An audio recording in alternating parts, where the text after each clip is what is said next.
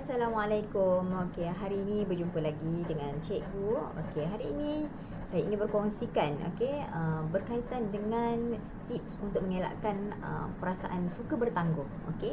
Dan sudah pastinya ramai di antara kita yang suka bertangguh untuk melakukan sesuatu kerja, sedangkan kerja itu perlu diselesaikan dengan segera. Baiklah, sebelum itu, apa itu maksud bertangguh? Okey, maksud bertangguh ini ialah sesuatu perkara yang anda perlu lakukan, dengan segera, perlu siapkan dengan segera, tetapi anda melambatkan dan tidak menyiapkan satu-satu kerja atau aktiviti atau tugasan itu yang sememangnya penting atas alasan yang tidak penting.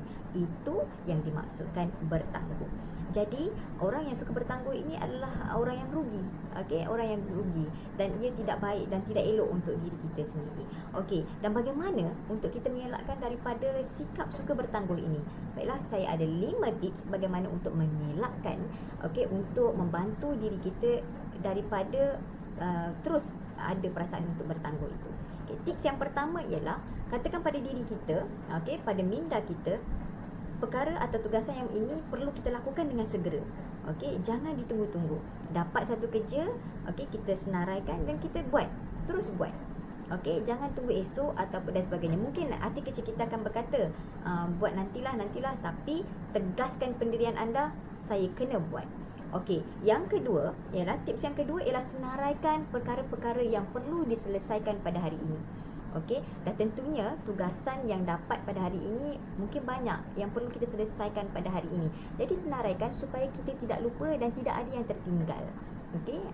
Jadi bila kita senaraikan, kita nampak satu-satu apa yang perlu kita selesaikan. Jadi kat situ pengurusan kerja kita lebih teratur. Dan tips yang ketiga ialah apabila kita dah senaraikan tugasan yang perlu kita lakukan, kita pecahkan kepada dua, tugasan besar dan tugasan kecil. Yang mana yang lebih mudah, dan yang mana yang agak sukar sedikit. Jadi, apabila kita senaraikan begitu, mulakan tugasan yang lebih mudah untuk kita laksanakan dulu supaya ianya memberikan motivation dalam diri kita untuk melakukan tugasan-tugasan yang seterusnya. Kalau kita mulakan dengan yang susah, mungkin kita akan memberi tekanan kepada diri kita dan menyebabkan kita sukar untuk melakukan tugasan seterusnya. Jadi, kenal pasti tugasan mana yang mudah, yang itu kamu dahulukan dahulu. Tips yang keempat ialah meminta rakan atau ahli keluarga untuk mengingatkan kamu semula, untuk mengingatkan kita semula tugasan yang perlu kita selesaikan.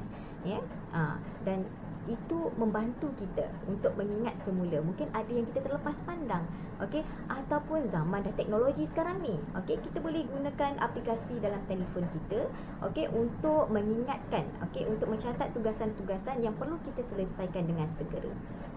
Dan dari situ kalau kita nak tengok telefon, telefon kita dah nampak, ada beberapa tugasan yang kita perlu selesaikan, yang belum kita selesaikan. Dan yang kelima ialah minimalkan gangguan semasa melakukan tugasan tersebut. Bermaksud, sewaktu melakukan tugasan yang diberikan, telefon atau gadget yang berhampiran itu perlulah berada dalam mood silent supaya dia tidak mengganggu konsentrasi atau tumpuan kamu, fokus kamu untuk menyiapkan tugasan tersebut dan tidak memberi tekanan kepada kita. Sebab kadang-kadang bunyi-bunyian itu memberikan tekanan kepada kita, gangguan kepada kita. Dan carilah tempat yang selesa, tempat yang tiada gangguan daripada persekitaran kita, bunyi-bunyi bising dan sebagainya, supaya ianya memberi keselesaan kepada kita untuk menyiapkan tugasan yang kita perlu lakukan. Dan itu antara tips yang boleh saya kongsikan, bagaimana untuk mengelakkan daripada perasaan suka bertangguh. Dan pelajar-pelajar sekalian, kejayaan itu tidak akan datang secara bergolek. Kamu perlu usaha.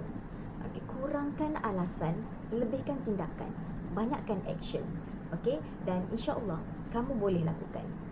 Itu sahaja perkongsian cikgu pada hari ini. Kita jumpa lagi. Assalamualaikum.